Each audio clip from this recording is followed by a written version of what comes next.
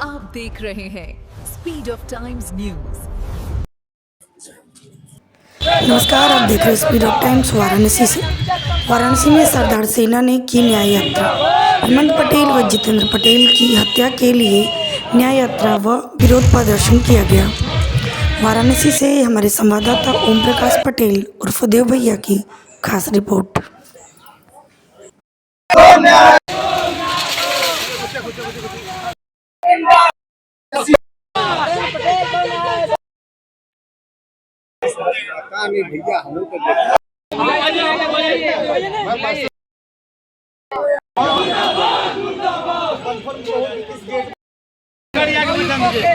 या तो कमिश्नर आज कितना तारीख है 17 तारीख है और कब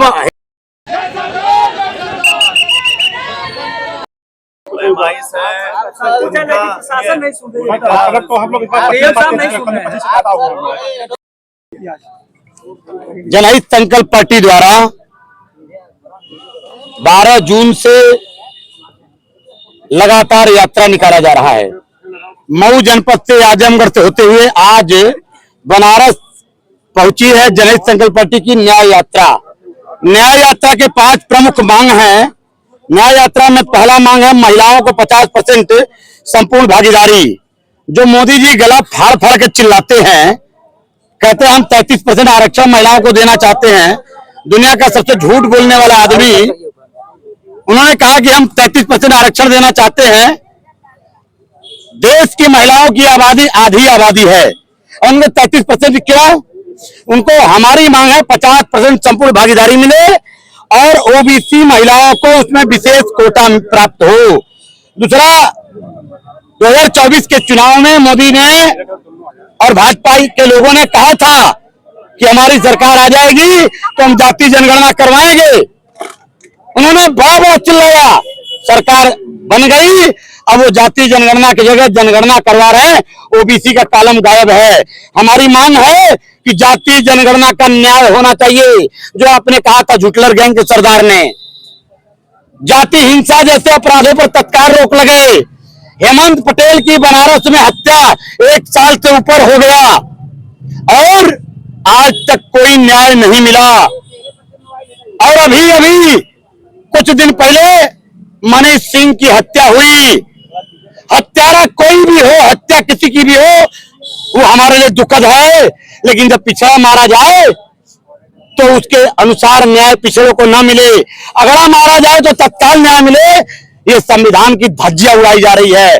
मनीष सिंह की हत्या में 10 लाख रुपया परिवार को, सरकारी नौकरी और व्यवस्थाएं, सुरक्षा, शस्त्र लाइसेंस सरकार तत्काल निर्गत करती है, लेकिन हेमंत पटेल के न्याय में आज तक परिवार को सहायता नहीं मिला, शस्त्र लाइसेंस नहीं मिला। ये जो रवि सिंह ने हत्या किया था, उसका जो ये कॉलेज है, स्कूल है, ये ज्ञानदीप स्कूल के डिमोलिश करने का आदेश यहाँ है, लेकिन इस आदेश में भी अभी कोई कार्रवाई नहीं हुई। डिमोलिश तो छोड़िए, वो स्कूल नाले और बाग में बना है। हत्यारा ठाकुर है इसलिए, और हत्या पिछड़े की हुई है इसलिए ये अन्याय हो रहा, सरकारी अन्याय है। और अभी जितेंद्र पटेल की हत्या हुई, आज 10वां दिन है। हत्यारा का सुराग नहीं पुलिस कह रही है, पुलिस कह रही है कि पकड़ा नहीं जा पा रहा है। और जैसे ही हत्या हुई मनीष सिंह की, तड़ दूसरे तीसरे 1 हफ्ते में दर्जन भर अपराधी पकड़ के जेल डाल दिए गए। अगर अपराधी हत्यारा पिछड़ा है तो इनकाउंटर हो जाएगा, अगर अपराधी अगड़ा है तो उसको बचाया जाएगा। ये पुलिस की अन्याय की हम निंदा करते हैं। अपराधी अपराधी होता है।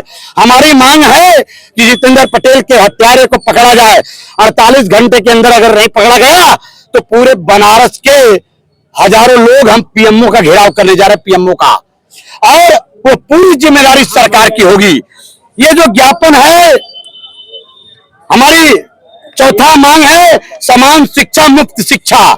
पूरे देश में मोदी जी कहते हैं एक देश एक चुनाव होनी चाहिए। मोदी जी, आप पढ़े लिखे होते, थोड़ा ठीक से ग्रेजुएट पोस्ट ग्रेजुएट होते तो आपको इस बात की जानकारी होती। आपके मुख्यमंत्री अगर थोड़ा हायर एजुकेट होते तो इस बात की जानकारी होती कि शिक्षा कितना ज्यादा जरूरी है। एक शिक्षा, मुफ्त शिक्षा हमारी मांग है कि पूरे देश में SSC, CBSE, UP board, Bihar board नहीं, एक शिक्षा, एक देश और हायर एजुकेशन तक, ग्रेजुएशन और पीजी तक मुफ्त शिक्षा दिया जाए। हमारी जेएसपी की सरकार आएगी तो हम पोस्ट ग्रेजुएशन तक शिक्षा मुफ्त करेंगे। यूजीसी इक्विटी रेगुलेशन जो मोदी जी लाए थे 2026 का, उसको सदन में बिल पास करके लागू करिए, ये मांग है। प्रतियोगी परीक्षाएं जैसे नीट, जैसे लेखपाल भर्ती के पेपर लीक हुए, और आपको और बता दे, आज हो गई आज बनारस में काशी विद्यापीठ के अभी गृह विज्ञान का आज परीक्षा था। आज काशी विद्यापीठ का गृह विभाग का परीक्षा भी लीक हो गया। ये लीक सरकार है, चुनी सरकार है।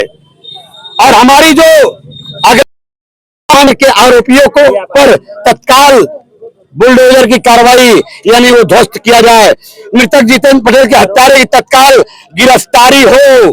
उपरोक्त दोनों पीड़ित परिवारों को एक योग्य सदस्य को सरकारी नौकरी हो और 1-1 करोड़ रुपया आज भी हेमंत और जितेंद्र पटेल के परिवार को मिलना चाहिए, जैसे ठाकुर मनीष सिंह को मिला।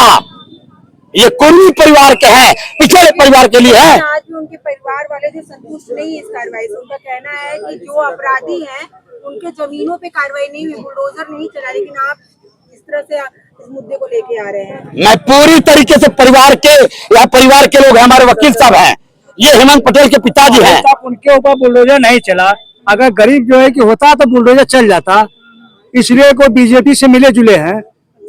अगर एक गरीब की होता तो उसका जो है कि बिल्डिंग गिर जाता। तो अपराधी तो अपराधी है।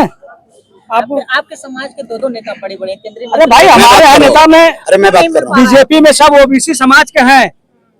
क्या बताए, क्वेश्चन फिर से करिए। आपके समाज के दो बड़े नेता है, केंद्रीय मंत्री। नेता और प्रतिनिधि में अंतर होता है। ये गुलाम जिनकी बात कर रहे हैं ना, गुलामों से समाज नहीं चलता। ये गुलाम है, गुलाम। पिछड़े दलितों को बेचने वाले लोग सौदागर हैं, और आप नेता बात करते हैं पत्रकार महोदय। नेतागिरी उनकी नहीं चलती, वो गुलाम हैं। और हम लोग सरदार सेना के लोग, जनहित संकल्प पार्टी के लोग आवाज ही उठाने नहीं। पूरे उत्तर प्रदेश में जहां हमारे पिछड़े शोषित मारे गए, दलित मारे गए, हम लोग 24 घंटे के अंदर न्याय देना जानते हैं। और बनारस के अंदर जनहित संकल्प पार्टी और सरदार सेना बनारस के अंदर पीएमओ का घेराव करेगी। अगर 48 घंटे के अंदर न्याय नहीं मिले तो हजारों लोग हम पर्चा बांटेंगे, पूरे समाज को गुलियाएंगे और पीएमओ का घेराव करेंगे और न्याय लेकर ही दम लेंगे। अब अंदर गए, प्रशासन से बात की, हमने कह दिया, प्रशासन का काम है शासन गुरु। हमने कह दिया कि 48 घंटे हम आपका इंतजार कर रहे हैं, नहीं तो उसके बाद पीएमओ का घेराव करने जा रहे हैं। पीएमओ का क्या हम ये जान सकते हैं, आप ये आरोप लगा रहे हैं कि सरकार जाति संगत न्याय करती है? हाँ जी, न्याय करती है सरकार। जाति